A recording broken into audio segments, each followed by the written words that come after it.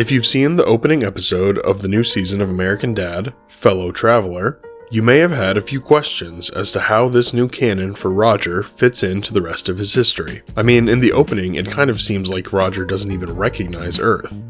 Planet has low potential.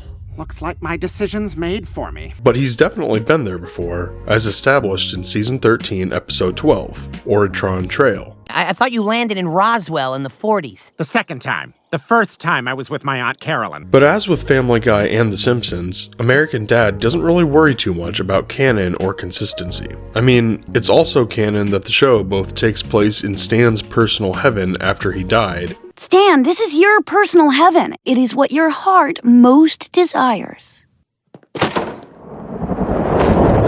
Honey, I'm wearing my new dress. And also takes place inside of a giant old TV Stan got stuck in Season 14, Episode 4, Rabbit Ears. No! That's right. American Dad is now a show that exists on TV in the basement of the family of American Dad. And that's not even counting this.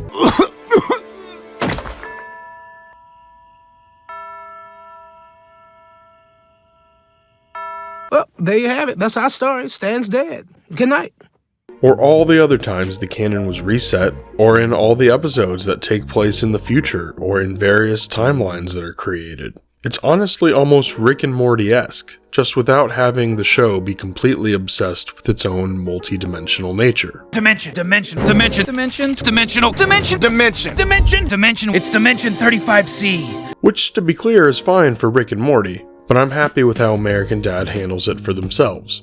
But they do seem to be trying to keep Roger's backstory consistent, even in this episode. So I'm going to try to work out how exactly this fits into his previously established timeline, but fair warning that this is going to require a small amount of mental gymnastics. But the channel is called Nonsense, so I feel like it's on brand.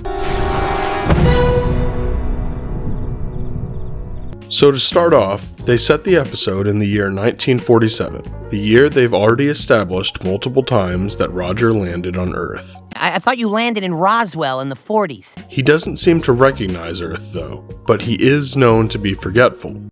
Sup? I know that guy. Is that the guy who works at Panera Bread? So let's just assume he just doesn't remember the fact that he landed on Earth in the 1800s and spent some time with a family called the Meekers who all died. And I joined them on their trip to Oregon. After which, we don't really know how long he stayed on Earth. We do, however, know that about 140 years later, he was off Earth and on a spaceship mall. He was also dating the emperor of this mall ship, Zing. They presumably broke up though when Zing walked in on Roger blatantly cheating on him with a human male. You know, I was thinking this weekend we could go out with Derek and Tommy. What do you think, honey? Hello? Roger? Oh my god, okay, wow. Can we please be grown-ups about this? Because I can't. And this was when it seems like he told Roger to go find new worlds to either take from to add to their space mall or decide to destroy them. I'm the decider. So the basic context for Roger being here in 1947 is that he's looking for planets with sentient life and does not yet remember that he spent time here. His ship tells him that it has lost its fuel core, something he gets back later in the episode. This sort of conflicts with the fact that he later says the ship's fuel is gold and jewels. Ironically, this is also sometimes his species' waste, meaning they literally built ships that ran on their own. But let's just assume that the ship needs multiple kinds of fuel, which is not super hard to believe. After this, a nice man finds him and brings him to his group home, and somehow, nobody realizes that he's an alien in a spacesuit. Little guy with long arms, huh? He stays and hears all about their lives and quirks over dinner, clearly observing their respective personalities, which he uses later when he pretends to be them.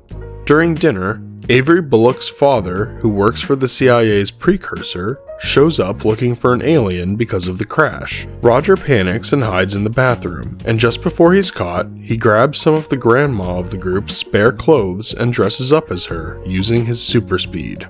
He's clearly confused about why his disguise works and just moves past it. Well, this didn't work. I beg your pardon, madam. Wait, you think I'm a woman? But I look ridiculous. But it's also set up like this is the first time he's worn a disguise, and this is just not true.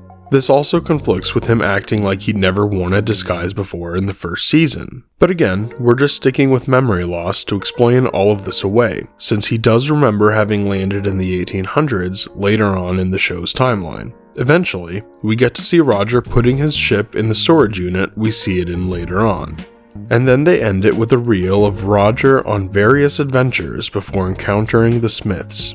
It's ultimately a good addition to Roger's story, and in general it does work with the established canon, just with a few little hiccups. But if they ever explain why he doesn't remember having already been to Earth when his aunt died, something you'd think he would definitely remember, and why he doesn't remember using at least one disguise while he was here, that would pretty much connect all the dots. Maybe after Roger got caught cheating on Emperor Zing, Zing did some sort of memory wipe on him that the CIA's experiments undid somehow.